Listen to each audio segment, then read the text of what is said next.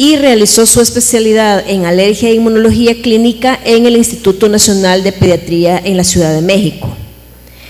Doctora Bermúdez se encuentra certificada por el Colegio Médico como alergóloga, pertenece a la Asociación Salvadoreña de Alergia, Asma e Inmunología Clínica, así como la Asociación Latinoamericana de Alergia, Asma e Inmunología Clínica, y desarrolla su labor como alergóloga e inmunóloga en el servicio de alergia del Hospital Nacional Blum. A continuación, doctora Bermúdez. Gracias. Bueno, ante todo quiero darles las gracias por permitirnos pues dar esta actualización o un recordatorio de lo que son las inmunodeficiencias primarias. Para esta plática vamos a cumplir los siguientes objetivos. Primero vamos a recordar lo que es la inmunidad humoral y luego hablaremos específicamente de lo que es la inmunodeficiencia primaria, tomando en cuenta que mencionaremos las principales, porque como decía el doctor Mauricio, actualmente hay una infinidad de inmunodeficiencias ya descritas. Ahora, los tipos de anticuerpos, vamos a comenzar por ahí. La inmunoglobulina básicamente está formada por dos tipos de cadenas, la que se considera la cadena pesada y la cadena ligera. Básicamente todas las inmunoglobulinas son iguales, excepto por una pequeña porción en el ápice, que se considera que es una porción hipervariable. Esta parte hipervariable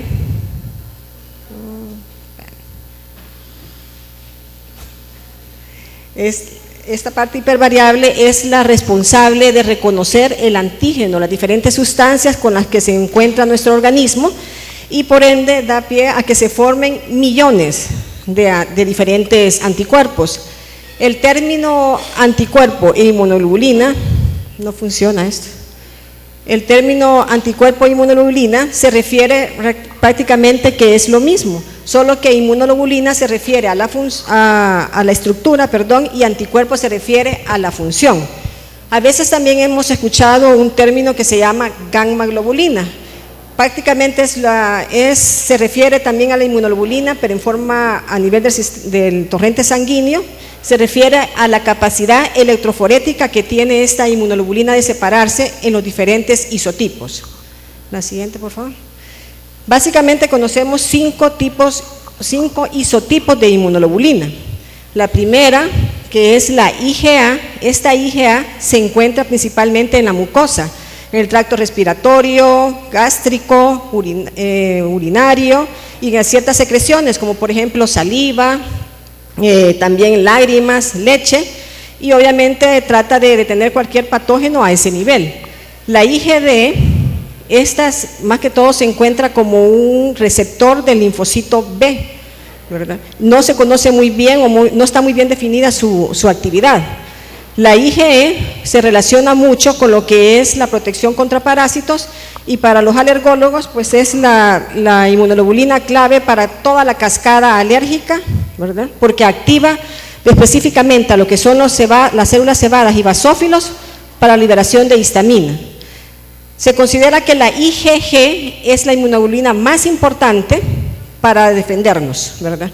Y es la única que es capaz de cruzar la placenta, y a su vez también existen subclases de IgG que van desde IgG1 hasta IgG4.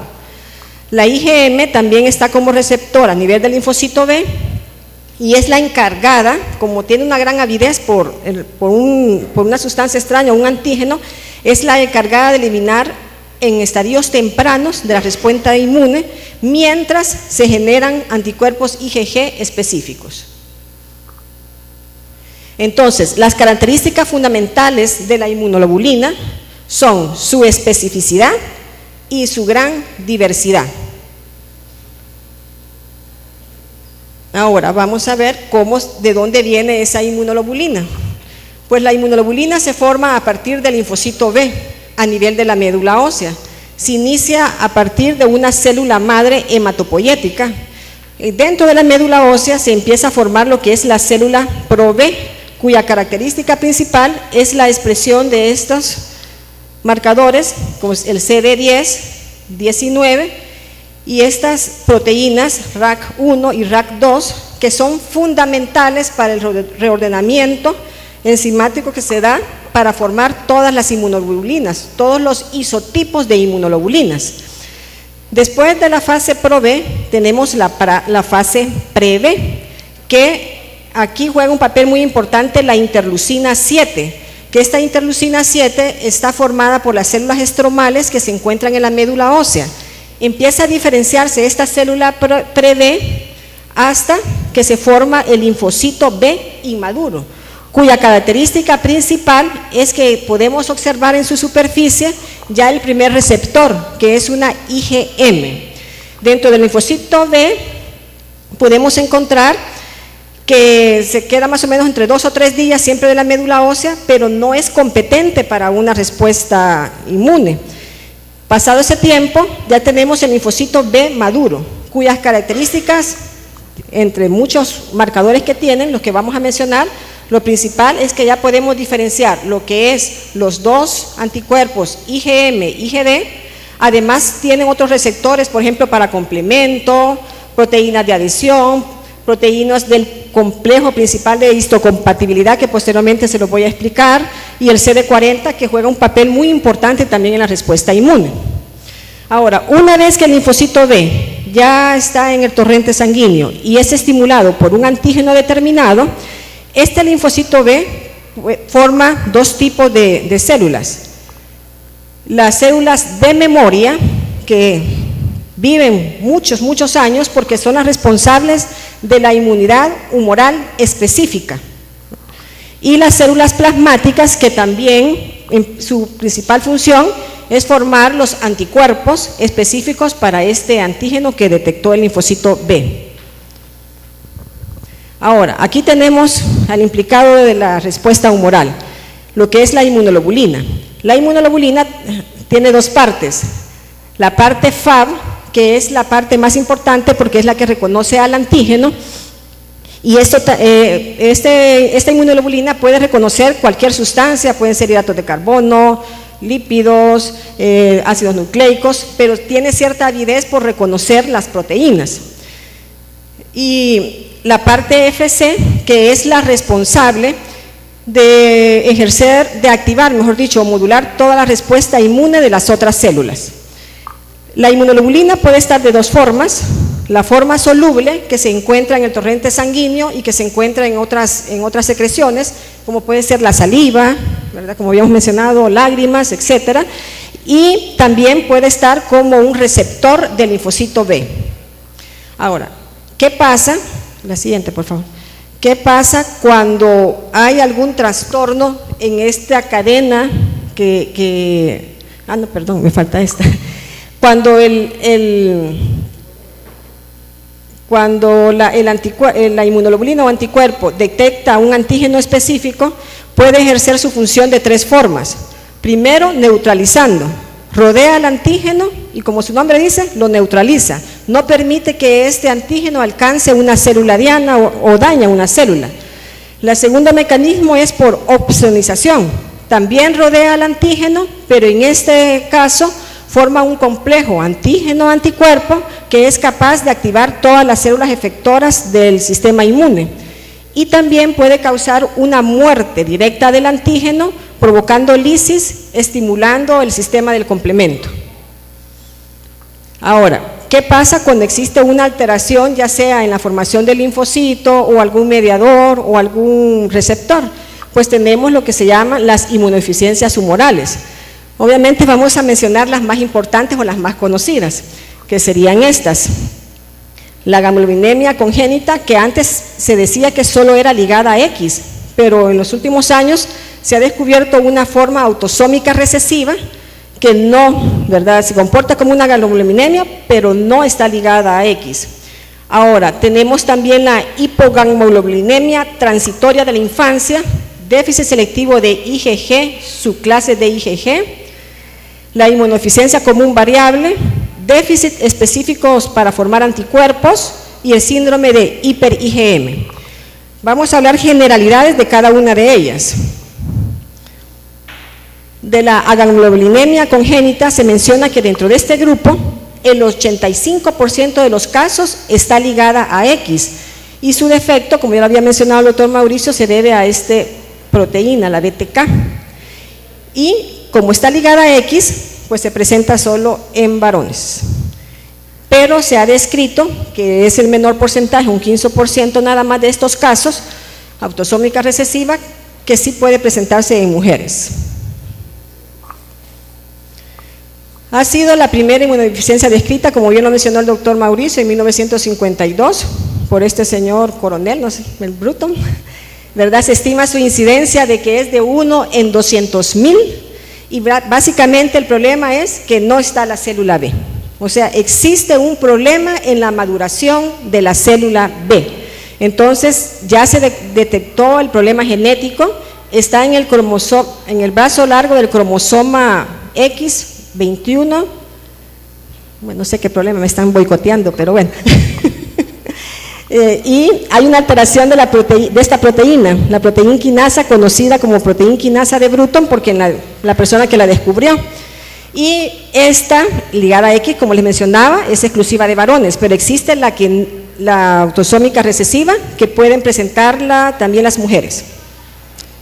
Ahora, aquí recordando el esquema anterior, el problema básicamente se da aquí, ¿verdad? Cuando ya la célula pre-B quiere madurarse, entonces no pasa de la célula pre-B, ya no pasa al linfocito B inmaduro. Ahora, los síntomas pues aparecen a los pocos meses de nacido, pero esto también depende de cuánto dure las inmunoglobulinas maternas en el niño. Y también depende si el niño está alimentado al seno materno o no. Generalmente las infecciones más frecuentes que padecen este tipo de niños son las infecciones de vías aéreas superiores, otitis, sinusitis, bronquitis, neumonía, ¿verdad? También muchas bacterias, pero que tienen que ver mucho que son bacterias con cápsulas polisacarídicas, como el estreptococo pneumoniae, hemófila influenza, pseudomonas. También aquí un parásito que juega un papel muy importante es la Yardia lamblia. Bueno, no importa, me están bloqueando, insisto. Y también algunos virus. Siguiente, por favor. Ahora, al examen físico, ¿qué es lo típico encontrar en estos niños? Pues la ausencia de amígdalas. No vemos amígdalas en esos niños y tampoco podemos palpar ganglios. O sea, ustedes ven a un niño, no palpan ganglios y no ven amígdalas, sospechemos que puede tratarse de este tipo de inmunodeficiencia. Y si ya empezamos a hacer estudios, pues vemos que las inmunoglobulinas están por el suelo. El diagnóstico ya fidedigno de que se trata de un Bruton es detectar la proteína tirosinquinasa. Generalmente este tipo de inmunodeficiencia puede llegar a detectarse hasta los 5 años, puede pasar desapercibida hasta los 5 años. Y su tratamiento es con la gamma-globulina. Siguiente, por favor.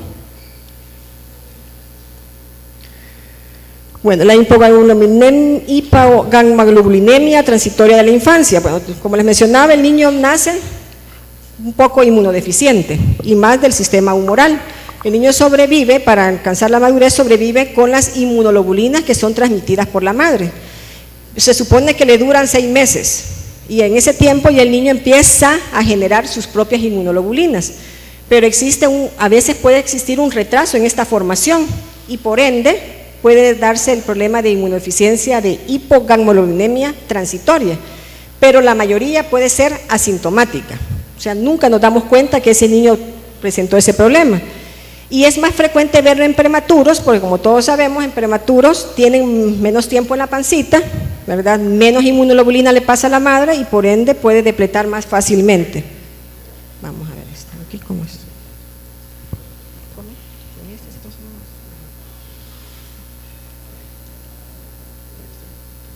Perfecto. Gracias. Bueno, este es el puntero. Y este tipo de pacientes, como a veces ni cuenta nos damos que tiene esa hipogammaglobulinemia, no necesita mayor tratamiento, pero hay ciertos casos en los que sí se le puede aplicar la inmunoglobulina endovenosa y pueden curarse espontáneamente a los 2 años.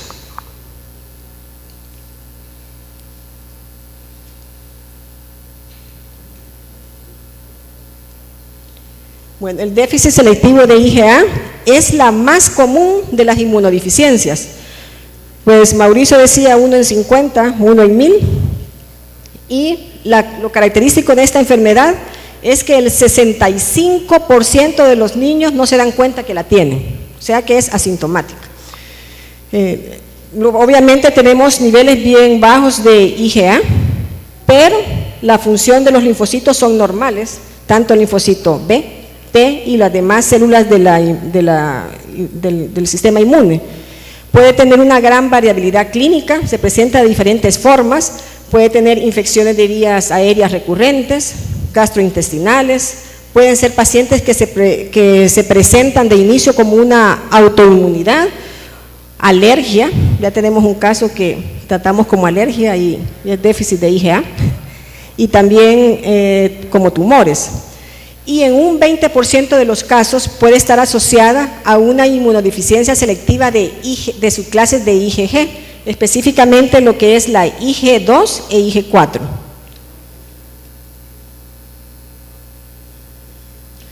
Ahora, el 40% de los casos pueden llegar a desarrollar anti-IgA, por eso el riesgo de transfundir a estos niños. Por ejemplo, si un niño es puro déficit de IgA, ponerle como tratamiento gamma-globulina no es una elección, o poner derivados de sangre si lo necesita, porque pueden desarrollar este anticuerpo y corren un gran riesgo de tener una reacción anafiláctica severa.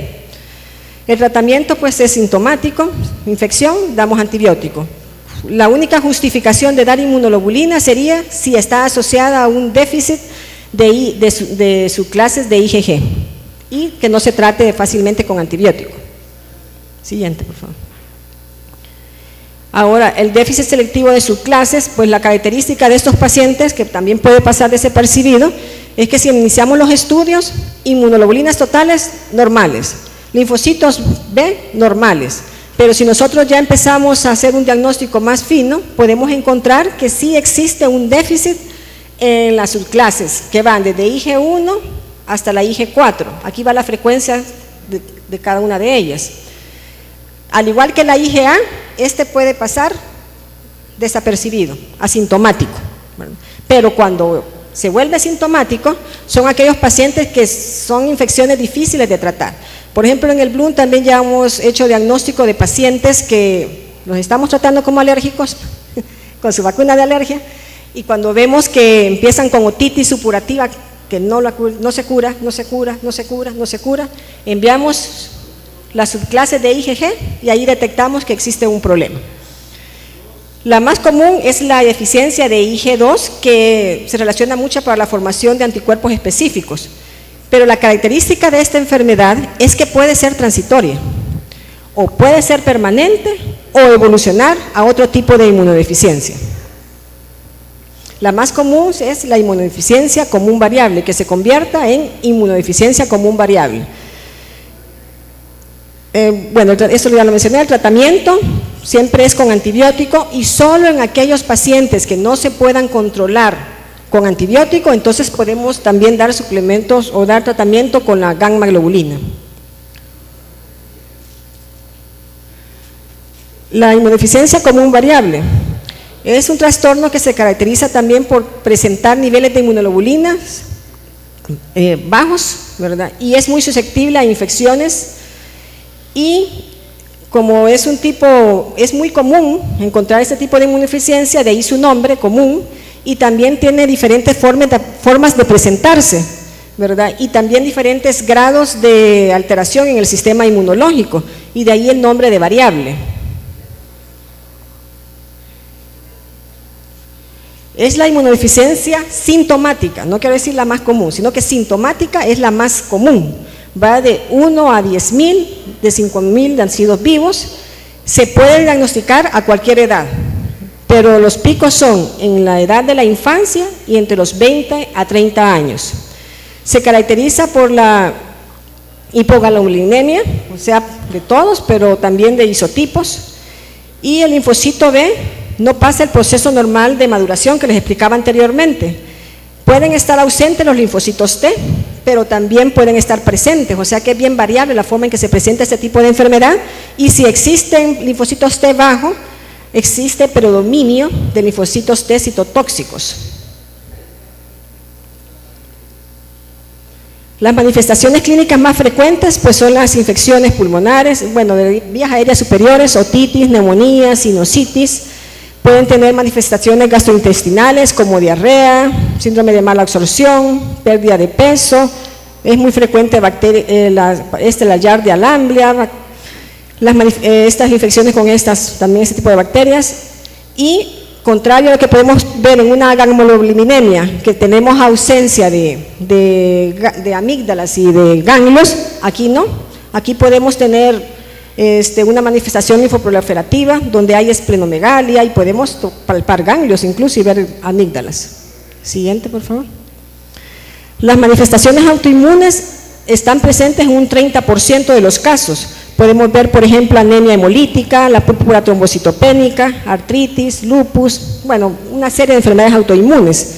Neoplasia, la más común, es el carcinoma gástrico y sí se puede tratar con gammaglobulina. El déficit de anticuerpos específicos, más que todo lo vemos arriba de los 2 años, cuando el niño no es capaz de formar anticuerpos específicos contra ciertos antígenos polisacáridos. El encargado de hacer esto es la IgG2. Entonces su diagnóstico específico es medir el anticuerpos vacunales, como mencionaba el doctor Mauricio. Siguiente, por favor. El síndrome de hiper-IgM.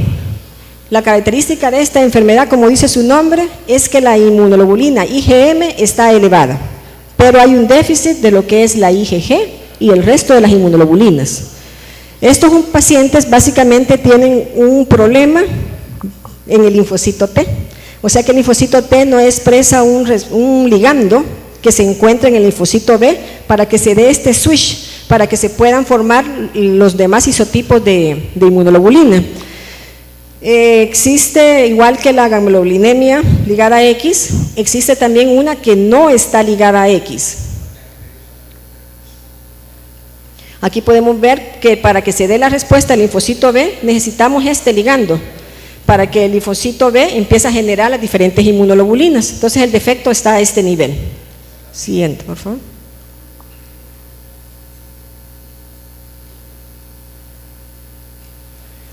Las manifestaciones, pues siempre las infecciones de vías aéreas superiores e inferiores nos tienen que llamar mucho la atención. Pacientes que tienen trastornos gastrointestinales, diarrea, malabsorción.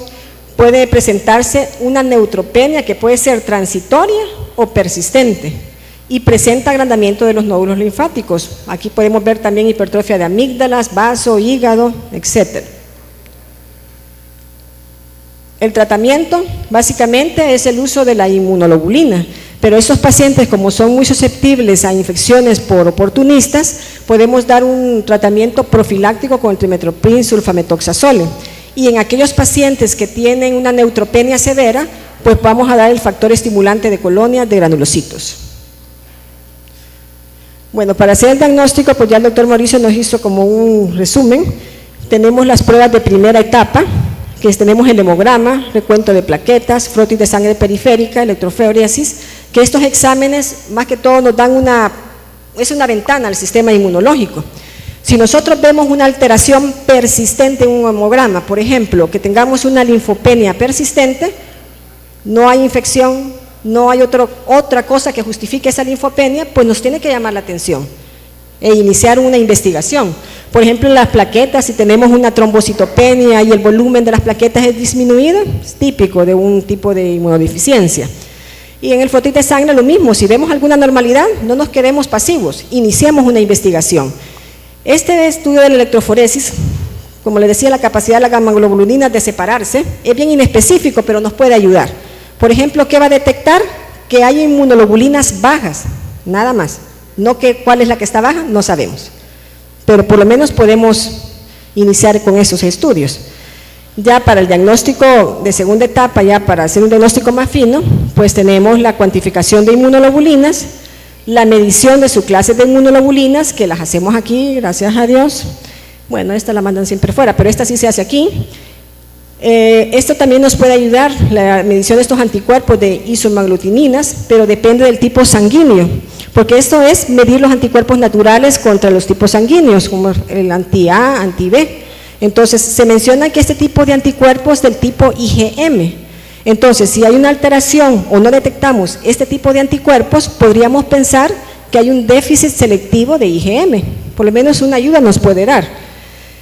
También la producción de anticuerpos IgG específicos, en los casos de aquellos que les mencionaba, cuando hay un déficit selectivo. Y la medición del linfocito B, esto también lo hacemos aquí, que es medir la cantidad de linfocitos que hay en el cuerpo. Ya los diagnósticos de tercera etapa, pues la medición de anticuerpos en vitrio, esto lo hacemos a nivel de laboratorio, o sea, pero realmente no es algo usual que se hace, que es retar al linfocito B con una sustancia exógena, un mitógeno, pues una sustancia capaz de provocar multiplicación, y ver la respuesta de ese linfocito B en la formación de anticuerpos. Para la gammaglobulinemia, pues tenemos aquí el detectar la BTK, y como esto de la inmunología, yo soy de la idea que hoy sabemos todo y hoy no sabemos nada también, porque todo va cambiando, podemos detectar las mutaciones ya específicas de cada gen.